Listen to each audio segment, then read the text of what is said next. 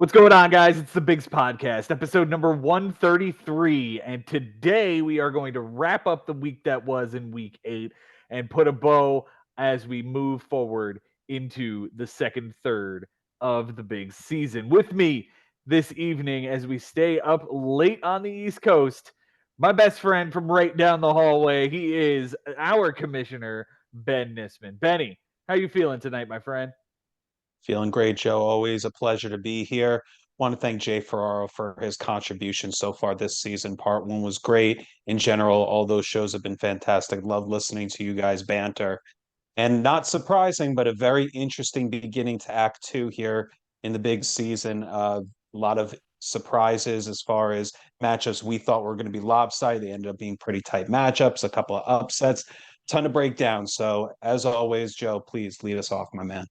Let's get going, boys. We're going to dive right into this thing and kick it off with Cody Piatt tying Mike Sherman. A really surprise matchup this week. We thought it was going to be something a bit more uh, with a definitive winner, and we get ourselves a 10-10 tie. On Sunday, it was 11-9 coming in. No, I'm sorry. It was 13-7 coming in. And on Sunday, Cody had a one walk advantage. Mike tied that. Errors were tied, and Cody took an error. Cody had an 8 strikeout advantage, and Mike Sherman threw enough pitchers to get that. And Cody had a one relief appearance advantage, and Mike Sherman got him there as well, making it 10-10.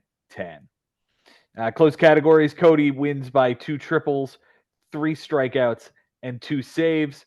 Mike Sherman wins by 3 runs, the error, 2 losses, and 3 relief appearances. They tied in walks by a batter at 24. Really nice week from these guys. For Cody on his bench this week, Benjamin, he goes 7 for 25. Oh, so close. Okay. Yeah, 289. Ooh, it was close. It was 280 with 2 runs, a double, a triple, an RBI, a stolen base, 3 walks, and 4 strikeouts. The only thing that plays are the 3 walks, despite having a triple and a steal and some of those other special categories we don't like to see on the bench. But yeah, it was just the walks, as that's the only category that they tied and was relatively close in. For his moves this week, he added Tyler Stevenson over 4 with a strikeout for Phil Maton. Added Tommy Canley to the IL, dropping Rafael Montero. Added Elvis Peguero for a clean relief appearance, dropping Aaron Bummer. He added Lucas Sims for a clean relief appearance, dropping Greg Weissert. He added Noel V. Marte, who is still suspended on that 80-game suspension for PEDs. Should be coming back sometime. I believe it's July. So if he's anything for the Reds, Cody's jumping on it now. He dropped Jordan Montgomery and Elvis Peguero. He picked up Rafael Montero for Lucas Sims, added Alex Zerpa for Tyler O'Neill, who had a bad relief appearance, added Lucas Sims for Angel Zerpa, Casey Mize, who was bad in his start for Tyler Stevenson, and Colin Poche back to the IL. 10 moves this week. His most valuable hitter this week was Carlos Correa. 333 with a 354 runs, 2 doubles, 2 homers, 5 RBIs, a walk, and 4 strikeouts. The least valuable hitter is Yainer Diaz, 200 with a 182 on base, 2 runs, a double, 2 RBIs. The Cy Young goes to Cole Reagans with a shout out. Tanner Scott's a win and 2 saves. But as for Reagan, 6 innings, a win, 3 walks, 12 strikeouts, nothing earned, an 0.67 whip. The Cy Yuck is Casey Mize, and this is the answer to that question earlier in part 1. Who's the other guy? It's Cody here with 4 1/3, a homer, 2 walks, no strikeouts, a 6.23 and a 2.31. Cody did pitch pretty well to a 2.20 ERA and a 1.01 whip, winning him those 2 categories this week. So that's really the only bad start we can find. As for Mr. Sherman this week on his bench, Benjamin, he goes 7 for 12. Ugh. Um, 462. It's actually a 583. Oh, I went the other way there. 7 for Yeah, 12. yeah. 4 runs, a double, two steals, a walk, and a strikeout. Only the walk plays. The batting average he won. The on base percentage he won. All the other categories were not were also his, as a matter of fact. He used 8 moves this week, most of them coming on Sunday, but we'll start with Colt Keith over 3 with 2 strikeouts, but homered the next day after he was added for Abner Uribe. He added Hobie Milner for a bad relief appearance, dropping Will Benson. He added Austin Adams for an okay relief appearance against Houston, dropping Eloy Jimenez and dropping Adbert Alzolay. Then on Sunday, he picks up Adam Simber for a bad relief appearance, dropping Keegan Aiken. He adds Will Vest for a clean relief appearance, dropping Austin Adams. He adds Jake Diekman, who doesn't show in the game. He adds Cal Quantrill for 6 innings, a 3 ERA, and an 083 whip against the Phillies. And Patrick Corbin, 6 innings, 2 homers, 2 walks, 4 strikeouts, a 450, and a 1 against Seattle, dropping Jalen Beeks and Colt Keith. Again, he used 8. His MVP this week, Benjamin. Interesting little tidbit here. It's Ezekiel Tovar, 367 with a 387, 6 runs, 3 doubles, 2 homers, 4 RBIs, a walk, and 9 strikeouts. Had himself quite a nice week for, if we do say so. The least valuable hitter is, in fact, Cedric Mullins. No hits, an 091 on base percentage, 2 steals, a walk, and 4 strikeouts with 2 runs scored. The Cy Young goes to Max Fried, who had a complete game, 1 earned run game with a win with 9 strikeouts and an 033 whip. And the Cy Young goes to Javier Assad, who had 2 bad starts, 9 2/3, a loss, 4 bombs, 8 walks, a 5.59 and a 1.76. Benji, what are you seeing here, my friend? Firstly, if I'm Cody, I'm a little bit frustrated. One, because Mike has been a team that's been mid this season, 13 under 500. It's a team that you feel like you should beat. Another reason I'd be kind of frustrated is that I throw 65 innings, I get a 220 ERA and a 1.01 whip, and this whole thing ends up in a tie.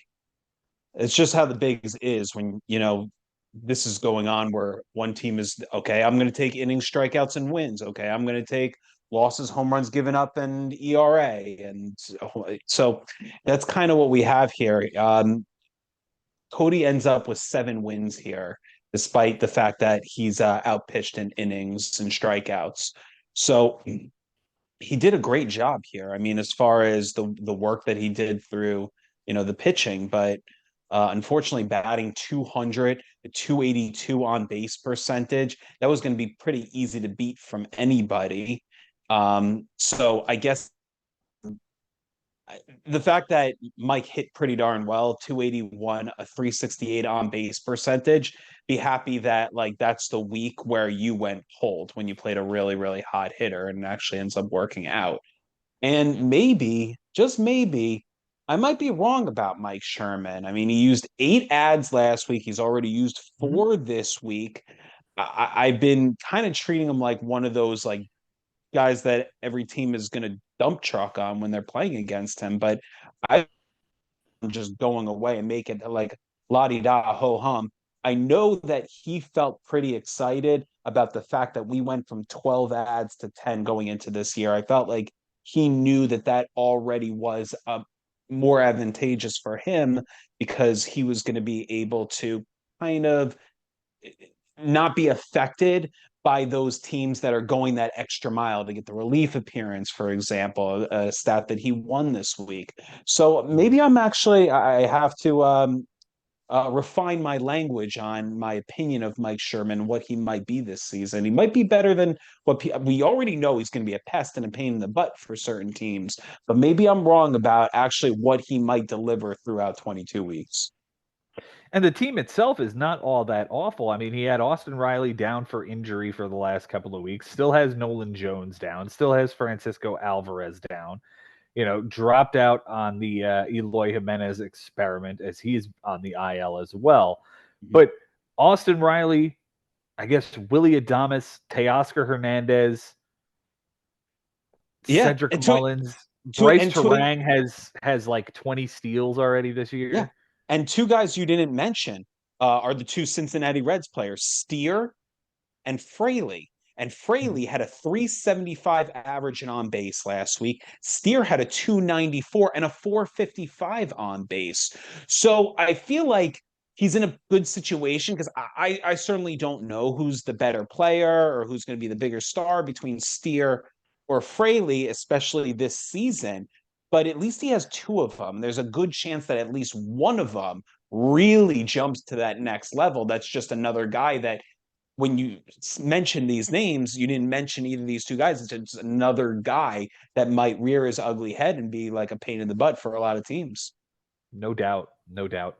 As for Cody, he did hit absolutely terribly, 200 average and a 282 on base, but 33 RBIs and 7 stolen bases. That's something to Yep. hang your hat on when you're able to do that. Uh, Thanks very much to the 5 stolen bases from Brenton Doyle this week. That guy you found out on waivers earlier in the week and was able to contribute 5 stolen bases. Great That's job. right.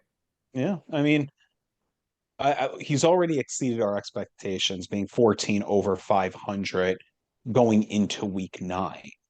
Mhm. But at this point, we're just wondering now, is this a team that's just going to continue to chip away, be around this type of record, 13 to 20 over, or does he go in a different direction as he starts to have a much more challenging schedule in the summertime? It's going to be Yeah, interesting to see, but I'm really excited to see what this guy can bring because already through 8 weeks he's been extremely impressive. no doubt, he's been absolutely everything as advertised as a fantasy baseball guru with his own podcast. He's taken this league by storm, 14 over after 8 weeks. Strong, strong uh, performance thus far. Benjamin, let's jump over to your matchup this week. Before we dive in, anything you want to get off your chest before we discuss the 13-7 win by Josh Haber? I think it'll come organically as we talk about it, but nothing really except for the fact that there were some tight categories that I should feel pretty comfy to have snuck out with. As brutal as this Okay. was, and as ugly as the score seems, being a +6, um, I'm not feeling too badly about this one. There were matchups where I actually won or even tied that I felt more frustrated going into the next week than this kind of loss. Okay. Well, it was 12-8 going into Sunday. It comes out 13-7. A little frustrating for you there. You had the one win advantage, and Josh came and took one of those. And strikeouts were tied, and Josh took that as well. So it comes out 13-7, close categories this week. Ben, you win by 2 stolen bases, the error, 3 ticks on the on base percentage, and a relief appearance. Josh wins by 2 triples and 2 losses, and you guys tied in wins. For Josh on his bench this week, it is a 10 for 31. Oh, so close. Mm-hmm. 327. Ooh, almost had it. 323. 323. 6 runs, a double, 2 homers, 8 RBIs, 7 walks, and 3 strikeouts. None of that plays, but he did bench a relief appearance from Ryan Thompson on Tuesday. That obviously does, in fact, play and would have been the one to tie the category at the end of the week. So if we're nitpicking, there it is. That's the one thing he could have done better. His moves this week. He used, let's see, 1, 2, 3, 4, 5, 6, 7, 8 of them. Oh no, all 10. All 10, in fact. He added Orlando Arcia 1 for 7 with a run, a walk, and 2 strikeouts, dropping John Birdie. He added Heimer Candelario for waivers, 0 for 3 with a walk and 2 strikeouts, dropping Michael Busch. He added Caleb Thielbar for a benched relief appearance, dropping Robert Gasser. He adds Dean Kramer off of waivers, which was a waste because he was placed on the IL and was then kicked back off of the team. He dropped Will Smith. He added Taylor Rogers for a clean relief appearance, dropping Orlando Arcia, and dropped Ben Brown, who had a no-hitter through like the 7th tonight. That's pretty nice. Pretty nice appearance. He picked up Calvin Fauché for a clean relief appearance. Picked up Michael Lorenz in 6 innings, 3 walks, 4 strikeouts, a 150 and a 1 in Minnesota, dropping Dean Kramer. He added Chris Bryant 0 for 2 with an RBI, 2 walks, and a strikeout for Heimer Candelario. He added Reed Detmers as a bluff, dropping Michael Lorenzen, and then dropped Detmers for Davis Schneider after the bell. His MVP this week, who else would it be but Corey MF and C this week? He had himself a huge week. 350 with a 435 on base, 6 runs, 5 bombs, 7 homers, 3 walks, and 7 strikeouts. The least valuable hitter, his teammate, Adolis Garcia, 158 with a 238, 2 runs, a double, a homer, 2 RBIs, a walk, and 7 strikeouts. The Cy Young goes to Ben Lively. Ben Lively. 12 and 2/3, 2 wins, 2 bombs, 2 walks, 12 strikeouts, a 2.13, and an 0.95 whip. The Cy Young goes to Yu Darvish, who has not been very good this year. 5 and 2/3, a loss, 4 bombs, a walk, 5 strikeouts, an 11.12 ERA, and a 1.76 whip. He did have that run of consecutive scoreless innings, and has a 3.04 ERA with about a strikeout in an inning. So he has been pretty good this year. Yeah, absolutely. Benjamin, for you this week on your bench, you went 2 for 18. 1 for 9. 1 for 9. 188. 111. With a double, 2 walks, and 2 strikeouts. None of it plays. Well done, my friend. Your moves this week. You used 8 of them. Added Chris Stratton for a save in a relief appearance, dropping JP Sears, because of course you did. You added John Brebbia for a clean relief appearance, dropping Chris Stratton. Added Tim Hill for a clean relief appearance. Added Stephen Kolek for a clean relief appearance, dropping Tim Hill. Added Wandy Peralta for a clean relief appearance, dropping Alex Faedo. Added Luis Garcia for a clean relief appearance, dropping John Means. You added Joey Wentz for a bad relief appearance, dropping John Brebbia. And added Eniel De Los Santos after the bell, dropping Luis Garcia. Who's the MVP this week, my friend? I think it's Soto, probably, right? If not a Rise, maybe a Rise. A Rise with his 472 and 472. Yeah. 2 runs, 2 doubles, a homer, 4 RBIs, a stolen base, and a strikeout. 472 batting average. No walks, so he has a nice clean 472 on base percentage. That is nasty. Nasty. Speaking of nasty, who's your least valuable hitter this week? Yeah, maybe it is Blackman, huh? It might be Blackman. 154 with a 313 on base percentage. That's an interesting number to have as an on base percentage with that low a batting average and only 2 walks. Yeah. So not a ton of playing time this week because there were a good amount of lefties that he was facing. I almost feel weird making him the least valuable player because it's not like he accumulated that many at bats. I mean, someone like Nolan Arenado here, a 188 average and on base, 1 run, 1 double, 1 RBI, 3 strikeouts, and an error. I mean, not ideal from this group as far as defense. 3 errors, but managed to hang on to that stat by 1. yeah. That's one of those weeks you just count your blessings. I took 3 and my opponent was worse than me. That's fine. That is just fine. Who's the Cy Young this week, my friend? There aren't too many to write home about, man. It was pretty brutal in general. Looks like Nestor was all right for you. Yeah, Nestor, Kyle Gibson in his 4 innings. Yep. Sure. Yeah, Nestor 5 innings, a win, 3 walks, 6 strikeouts, nothing earned in a 120. The Cy Yuck, yeah, there are quite a few of them. Justin Lawrence looks like he had a bad week. Alex Lang had a bad set of appearances and got sent down.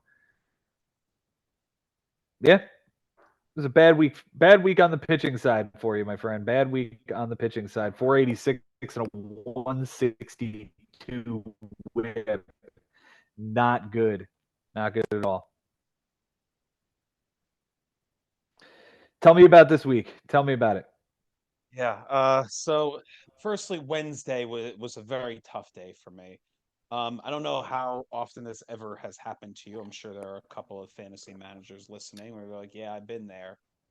Four pitchers starting on the same day, and it's Wednesday, which immediately, let me just tell you, I had no 2 start weeks from any pitcher this week. And four of them going on Wednesday, and my fifth one going on Thursday. So already I'm thinking, I should be able to make the minimum, especially with the way that I try to go and get relief appearances. Here with four guys that need to start, I already have to eliminate bullpen pieces from the day.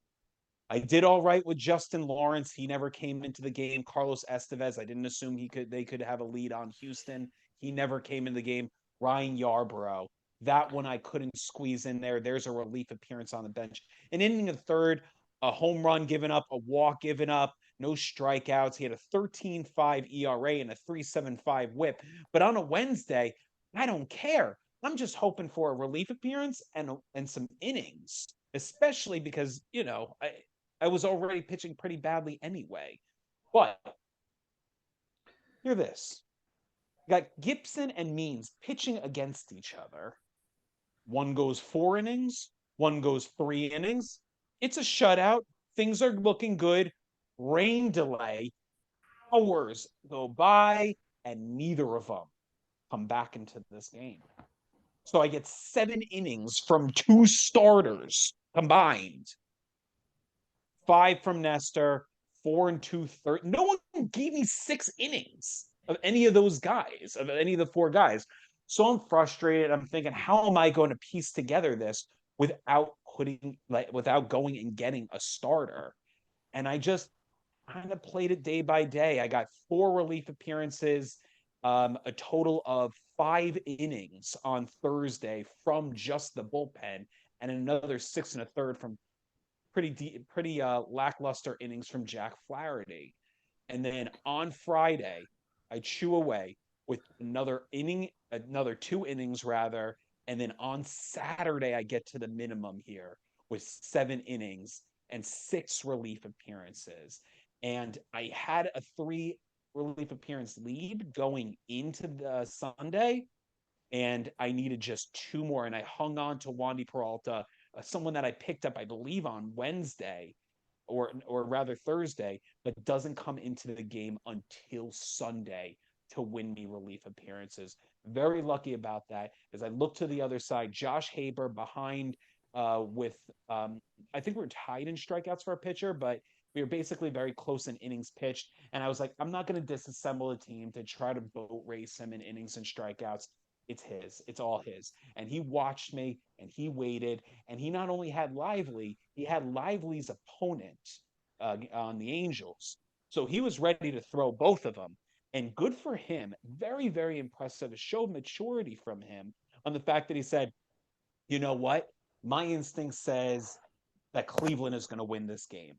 And if Cleveland is going to win this game, let me just get rid of that Angel start. I'm going to start Lively, get that win. He gets the win. He ties the category with that decision, ensuring innings, ensuring strikeouts, making sure, no stone left unturned to make sure that you get strikeouts. He did get 4 relief appearances on the day, just one shy. So great management from, I think both of us managed pretty darn well, and just see if like the players will actually execute and do their jobs. The fact that none of what I did played, I'm satisfied with that.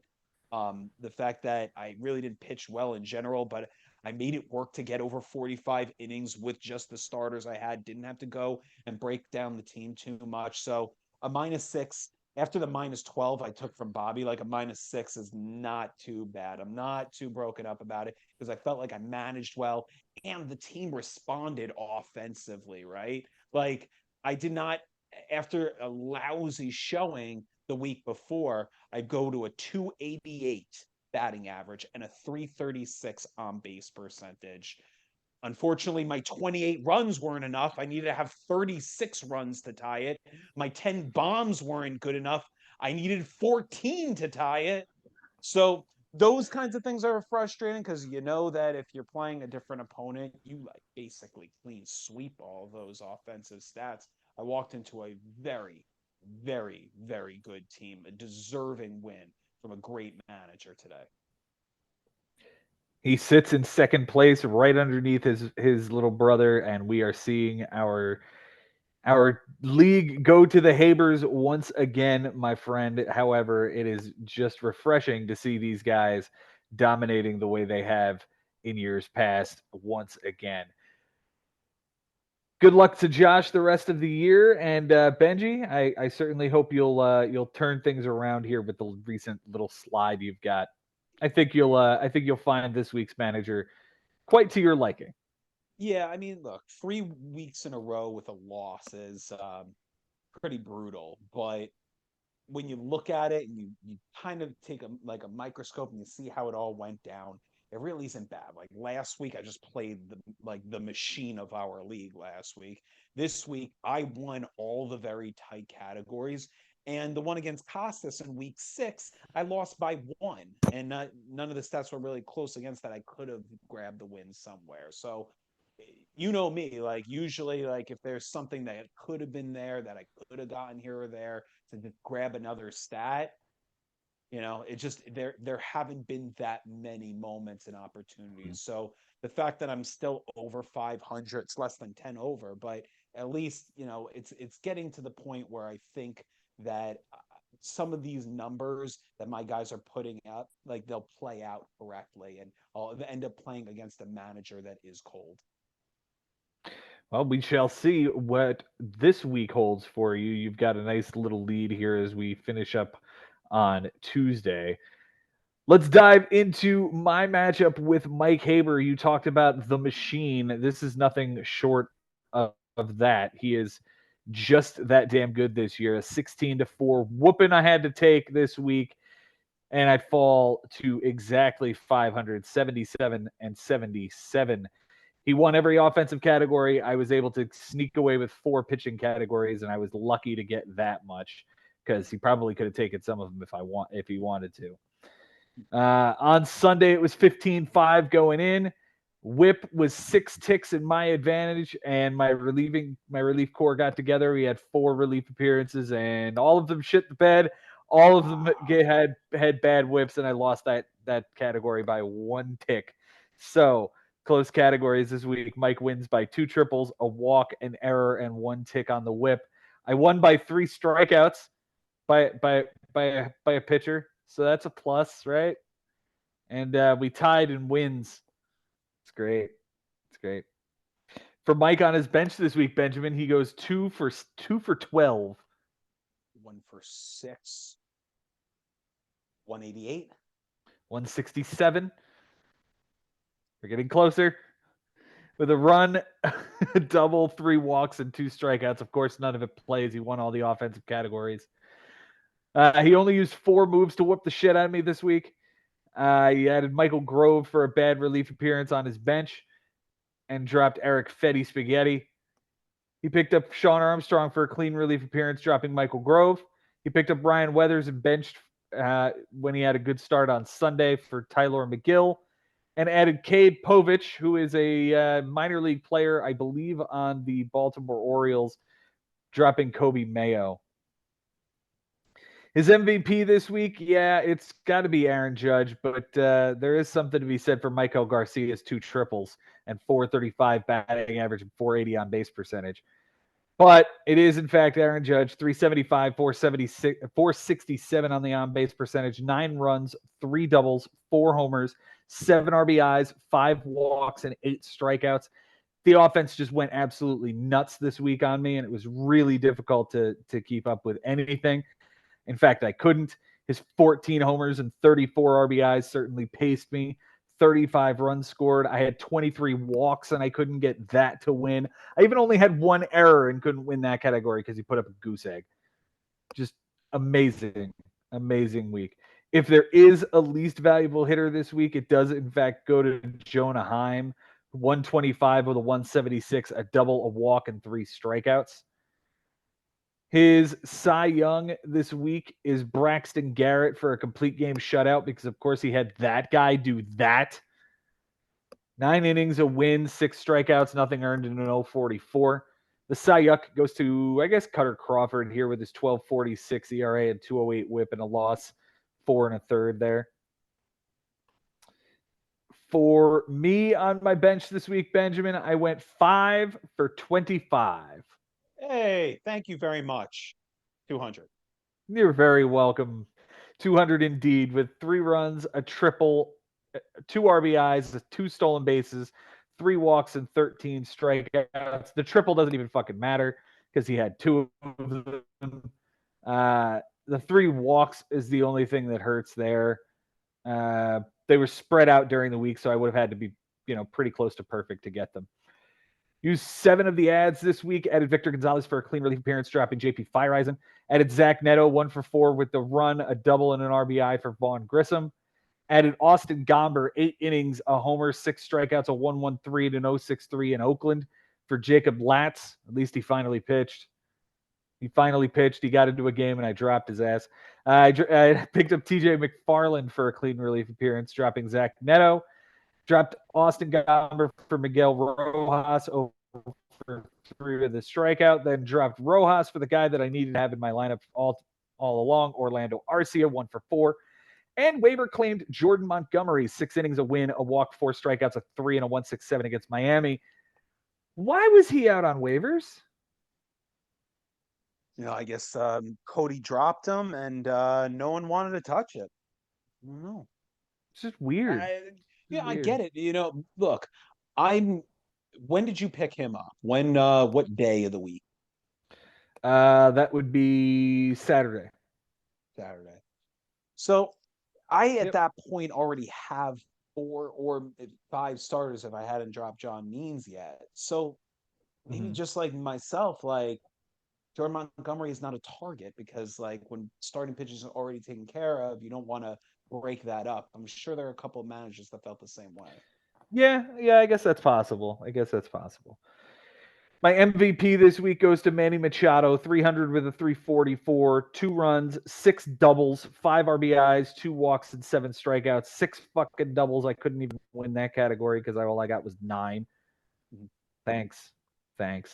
The least valuable hitter goes to George Springer, 0.59 with a 105 on base, a run, an RBI, a walk, and 3 strikeouts. He's better this week, at least. The Cy Young goes to Marcus Stroman, 13 1/3, a win, a bomb, 2 walks, 11 strikeouts, an 0.68 and an 0.60 on the whip. The Cy Young does, in fact, go to Framber Valdez on a very bad 14.40 ERA and 2.20 whip over 5 innings. Benjamin, Mike Haber is starting to open up a little bit of a gap here over the rest of us. Are you concerned that he's going to run away and hide with this thing? Yes, I would call that concern for sure. It just seems like it's a very confident manager. It's a championship manager. He's feeling very cozy. Took that first loss to Jay, but it was a close one. He hasn't really looked back since.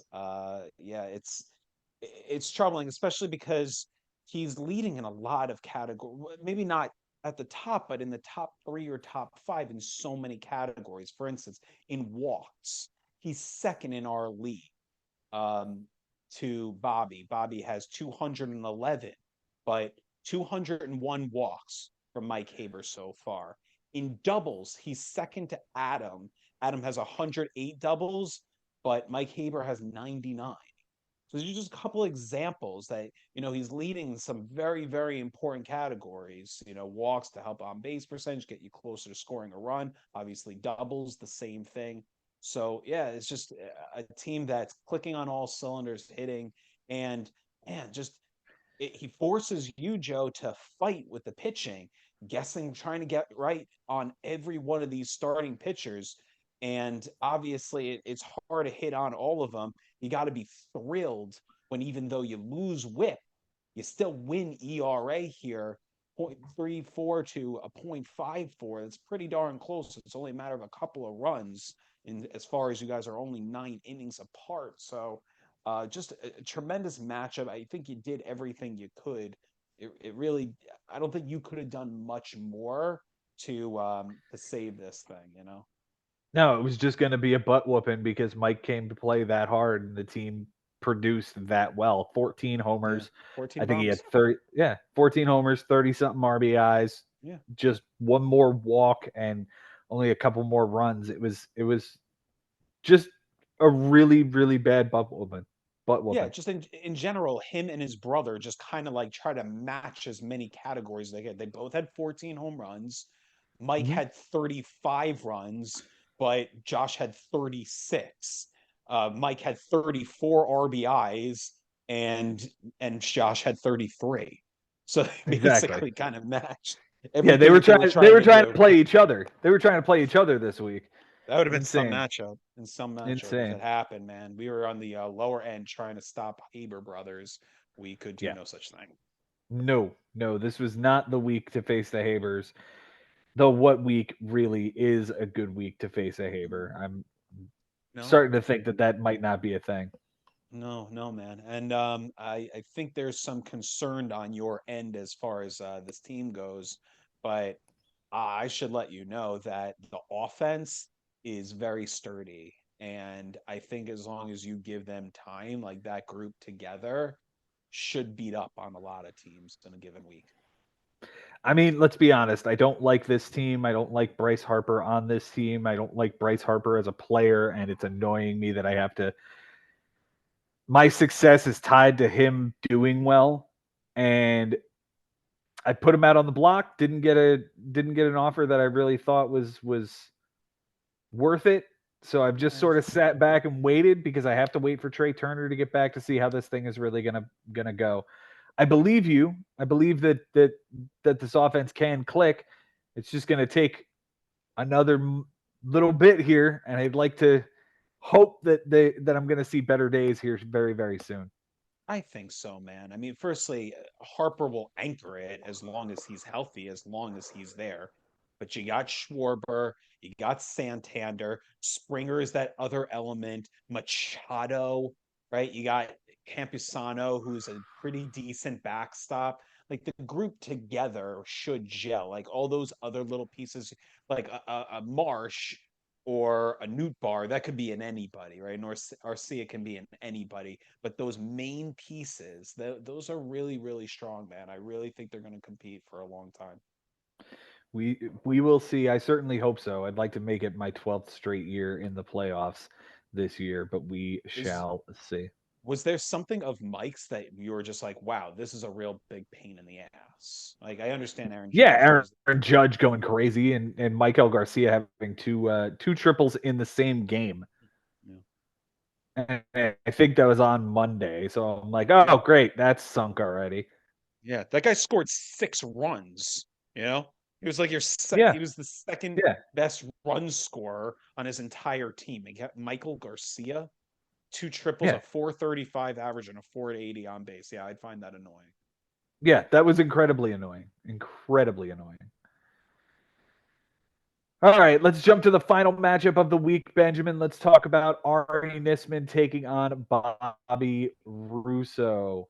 It ends up being a 10-9 final in Bobby's favor. But if we're honest here, I think Bobby would want this to be a little bit bigger, don't you? Yeah, I think so. He was down most of the week.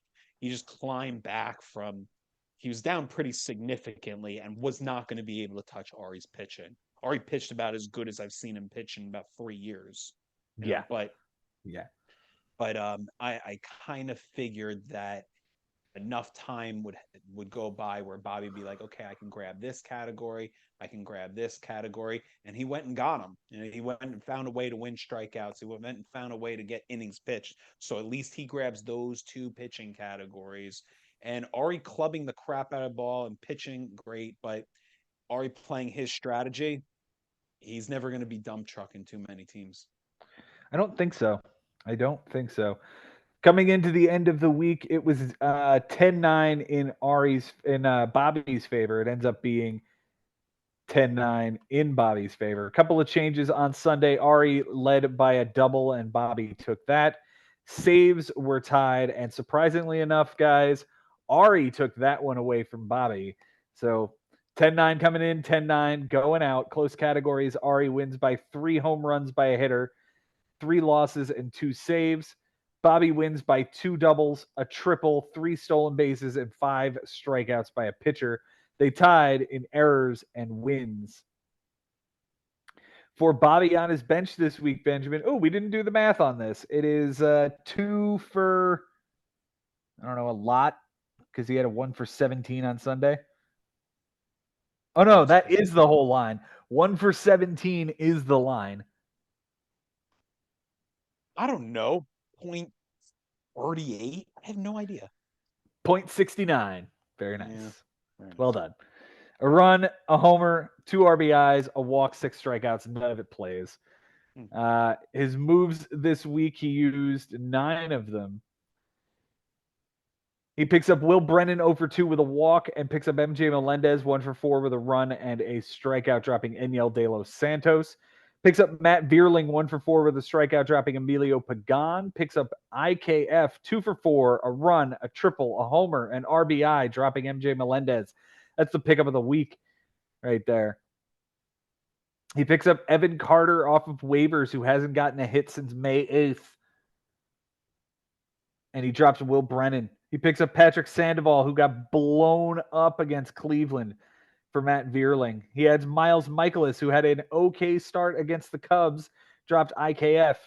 He picked up Bo Naylor 1 for 3 with a double and 2 strikeouts, dropping Pat Sandoval, and adds Aaron Brooks, not the quarterback of the New Orleans Saints from the mid 2000s, but a pitcher from Oakland.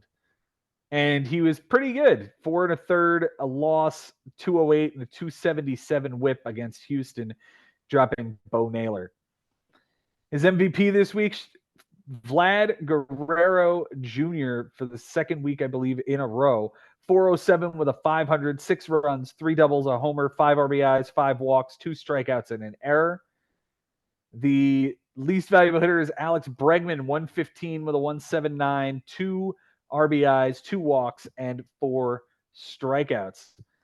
The Cy Young, I still say it's the most underrated pitcher in Major League Baseball, is Logan Webb. 13 innings, 2 walks, 14 strikeouts, a 138, and an 085 whip.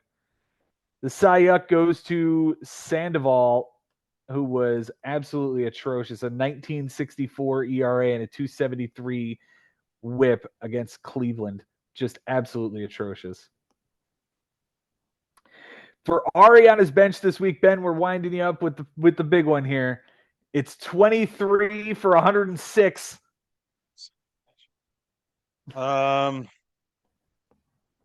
I mean, it's actually a pretty good average for, we're going to count all these counting stats and we're going to see that things probably could have been better. My guess is doubles were probably for the getting for Ari, but therefore a win would have been there. But what did you say? 23 for 108 or 6. 106? Yeah, same thing. 242. 217. 11 runs, 7 doubles, 3 homers, 13 RBIs, 3 stolen bases, 7 walks, 31 strikeouts, and an error. I mean, 31 strikeouts, getting that out of your lineup is a great idea. And you know what? The error would have played. But yes, the 7 doubles would have played. He lost that by 2. He would have had to be perfect to get the 3 stolen bases in to tie that category. So credit to him for keeping the error out. And next time, get more doubles, because that hurts. Yeah.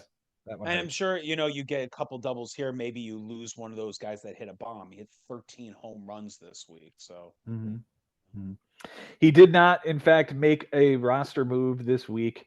So we move to his most valuable hitter, which is Dalton Varsho, 217 with a 280 on base percentage, 7 runs, a triple, 3 homers, 9 RBIs, 2 walks, and 9 strikeouts. With a nice shout out to Taylor Ward, who hit 417 with a 529.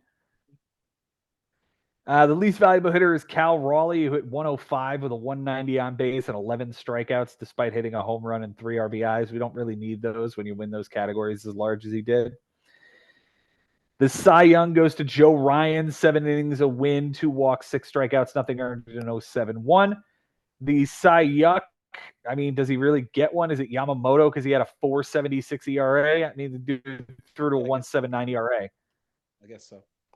Yeah. You consider the horrible start that he left on the bench from Snell, right? Like he intentionally kept him on the IL and didn't activate him and just let it go. He did, however, leave a win and 8 strikeouts from Sonny Gray on Sunday as well on his bench. That would have given him the win that he needed to win that category, and the 8 strikeouts would have been enough to win that category as well. We're talking about a win too. I'm with you on the win. The strikeouts, though, my guess is Bobby would have combated that and just thrown another starter to make sure that he gets strikeouts. Sure, that's possible. That's completely possible. Right now, it's just more the fact that like Ari has 25 men playing and he could have 26. Like he hadn't even added that extra roster spot. I was saying, like, he could have activated Snell without even dropping anybody, to not even just like get another relief pitcher, to help out in the bullpen, like something, to not even be filling up your roster. It's crazy. And especially like there's certain things that are just kind of disappointing because there's certain stats here that you wouldn't believe. Who do you think leads our league in total home runs? Probably Ari because he plays such a large bench. Right, but you'd still have to get him in correctly. Oh, yeah, no doubt. No doubt. It's not like the bench hitting home runs helps you, So to me, it's still very surprising because he's in second place by a good amount. Like second and fifth place and sixth place are much closer. Like he's first place by a lot. 77 home runs for Ari. Second place is Brian Lebo with 69. And then Jay is next, 68. And there's 267, 66, 64, 63. So he's 8 ahead of the next guy going into week 9. Yeah. Just shocking. Like the fact of the matter is, like, if he was more diligent about how he kept his bench, if he cut 2 guys off of his bench, if he took bullpen more seriously, I give him the fact that he's been beating other teams in saves. That's shocking to me. The fact that he's actually, let me see his record here. Ari is 4-3 with 1 tie in that category in saves. Impressive, shocking. He's no pushover. No pushover anymore. in that stat. But you're running away with relief appearances. He's not going to challenge you. He's not going to contest it. And that extra relief appearance might be lowering his ERA, lowering his whip, just doing a little bit more. I understand that wasn't necessary for this week, but just a little bit more each week, he'd still be fighting for this thing as opposed to just being in last place. And we think he's dead in Act 2. Like, we're not even halfway through the season and he's dead. Yeah. He's the NPC that died in the first act of the movie that by the end of it you've forgotten about. And that's disappointing for one of the pillars of the league. Yeah, look, we talked about how consistent he's been with the playoffs, making it in 2012, making it in 2014, 2015, 2016, 2018, 2020, 2022. I mean, it's a good amount of years since 2012. And there has been such great consistency, but I think as far as our inning minimum, as it crawled up, as the ads, they crawled up and went down, and just, I don't know what it is, but circumstantially, it feels like the league has caught up to him and surpassed him. And one of those guys is Bobby Russo, who has Mhm. just been so consistent. Firstly, he's seven. I realize it's like just one of those stats that like you can't really like predict or necessarily draft for. You can kind of, but triples undefeated so far. Bobby Russo is 7-0 and one tie in triples, 6-2 in average against opponents, 6-2 in on base percentage against opponents. I mentioned the fact that he's the number one guy in walks right now with Mhm. 211. Um, as far as on base percentage, he's second in the league behind Adam, 346 on base percentage, and he's third in our league in batting average with a 261. So putting up really impressive numbers on the hitting side, and he's pitched really well too, man. Like I think in general, like this has been a great performance from Bobby so far over the first 8 weeks, just showing like, okay, look, you know, I've been in the playoffs 2 out of 6 years. I got in 2019. I got in it last year. I walked into one of the best pitching matchups I could have against Josh Haber and couldn't get through there. But he continues to make strides, man. The fact that in relief appearances, he's 5-1 with two ties against opponents. Like just Mhm. little things like that. You can tell that he's doing that extra work, taking that extra step. That's Bobby Russo. And for a guy that was really disappointed in the way that he drafted, they've been executing, like they've been delivering, they've been doing their part, he's been doing his part, and as a result, this is a very dangerous team in a playoff spot as of right now. Long way to go, but he should be happy with the results so far. Yeah, no doubt. 14 over 500 in the second act here, looking like a playoff contender for this year, and no reason to believe that he's going to all of a sudden fall to the wayside and miss the playoffs. Like this is going to be a guy who's going to be in the fight all year long. Benji, it comes to that time of week once again. It is time to talk about our managers of the week. And who is your number three this week, my friend? Oh, wow, what a tough decision. What a tough call to make here, man. There were so many great tight matchups. Uh So number three, I'm actually going to give it to my opponent, Josh Haber. I just noticed a lot of impressive decisions. We talked about him a little bit, going after this pitcher, deciding to bench, bluffing, the way he utilized his ads. It was very tough to compete against him pitching wise, and he hit the crap out of the ball, slugged the crap out of the ball, and yes, that's why I'm giving him number three for me. Okay. I'm going to give my number three was brother who kicked the ever living shit out of me this week. And the only thing I could really do was try to keep a low ERA. I mean, offensively, he absolutely kicked the crap out of me. The only caveat I'll say is that I hit 221 with a 304 on base and didn't really have a whole lot of counting stats either. So it wasn't all that difficult to kick the shit out of me when my team didn't hit. So more power to you, Mike. Congratulations. Number three this week. Number two for you, Benjamin. Going with Henry Collins, continuing this winning streak, man. Had to grind it out all week. Um, was really pitching well, and yeah, and hit the crap out of it as well. He batted 290. Sorry, he didn't pitch well. My mistake. He hit the crap out of the ball though. 295 average, 370 on base, 10 home runs, 31 RBIs, 33 runs. Um, yeah, man. Like this was a guy that was just chipping away, coming back, trying to navigate his way to get certain stats. The way he was able to grab relief appearances, 22 relief appearances over 20. Um, yeah, I just felt like he was able to contain like being able to continue the momentum going. And now I believe he's won 3 weeks in a row.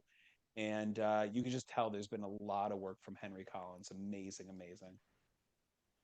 My number two this week is going to go to Costas Paragas, who took down an 11-7 win over Jimmy Dunlap.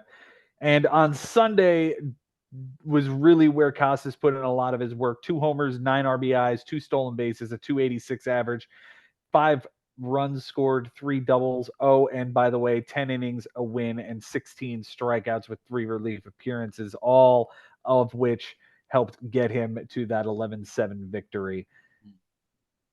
Number one for you, Benjamin. Yeah, so I'll just say that Costas is an omission for me. He doesn't make my top three. But doesn't this feel like at least the third or fourth Sunday when we're talking, third or fourth time when we're talking about this crazy Sunday that Costas had? Mm-hmm. Oh, 24 innings. He gave up one earned. He hit 5 home runs and 10 RBIs. He had a 372 average. Like, it just Mm-hmm. seems like he's been doing this a lot on Sunday, at least the last 3 weeks. I know that he has. Mm-hmm. Um, I, I I leave him off here because Jimmy right now he's hit the injury bug probably worse than any team. I believe 7 of his first 10 picks are on the injured list. We know about Acuna now out for the year. That's the number one draft pick in our league is out. I mean, this is a broken man right now with a broken team, and he's gonna. If there's one manager that I would say this guy could will it back, it would be Jimmy. But this is going to be a grind. This is going to be tough. And now he's taking some ugly losses here to myself, to Costas. Um, he had a really, really tight matchup with Jay Ferraro, but he did win it. But Mm-hmm. he hasn't really gone like major momentum right yet. He really hasn't found his stride, and as a result, he's only 1 over 500. You kind of expect more, but it's only 8 weeks so far. My number one is going to your opponent, Mike Haber. I'm sorry, Joe, but like I realize you didn't hit that well, but he really had to challenge you pitching wise. The fact that he only won by one in WHIP, the fact that ERA he lost by point 0.2, like you could tell that he was absolutely grinding it out and battling it Mm-hmm. with you. So give him a ton of credit. You do not see Joe Schubert taking these kinds of hits.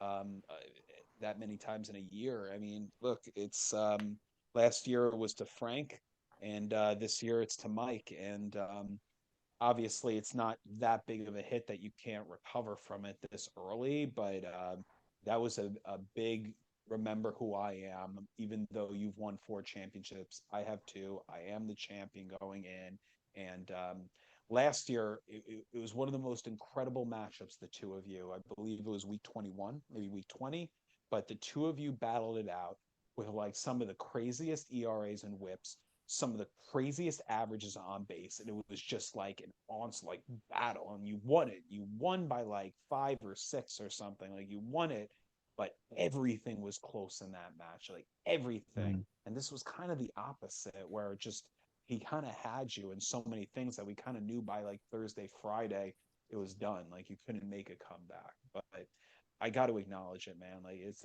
about as decisive of a win on Joe Schubert that I've ever seen. And my number one is going to be to your opponent, his brother Josh. I think it was an incredible week for him to throw to a 316 and a 102 to keep you on the pitching side under wraps. No pun intended. You were able to get that category by one. But that was only one of two pitching categories you got. And then on the offensive side, you had a hell of a week with 10 homers, 27 RBIs. He Yeah, was just able to put up that much more, yeah, 14, 33. 36 runs scored, 14 goddamn doubles and a pair of triples. Like that was yeah, just it yeah. was it was an onslaught. It was an Yeah, it's onslaught. tough. It's really tough to match those numbers. Like I did about as much as I could. The fact that he grabs that win on Sunday with Lively just to tie that category, very impressive. I had 4 home runs given up over 46 innings. Like I won that Mhm. category, and that's tough to navigate through. For him, it was just like I'm trying not to give up anymore. I'm hoping that Ben will give up more by the time he reaches the minimum. It's not going to happen. Ben's going to win that category. Let me go get innings. Let me go get strikeouts. I got ERA and WHIP. Let me go get that win, and he did. So yeah, he was very impressive, both sides of the ball, hitting and pitching. Absolutely. Benji, 8 weeks down. We got something in the neighborhood of like what, 13 to go? It's a long way to go, man. So much, like the fact that we haven't even reached the halfway point tells you that these standings they're going to keep fluctuating. Like everyone's going to just keep bouncing around for a while. There are guys that are under 500 that are going to make a run. There are guys that we think are really good that are going to dip a little bit. Mm-hmm. We have going into this week several guys on 3 week losing streaks, myself and my opponent Frank on 3 week losing streaks. You're on a 2 week losing streak. Your opponent 3 week losing streak. No, he tied last week.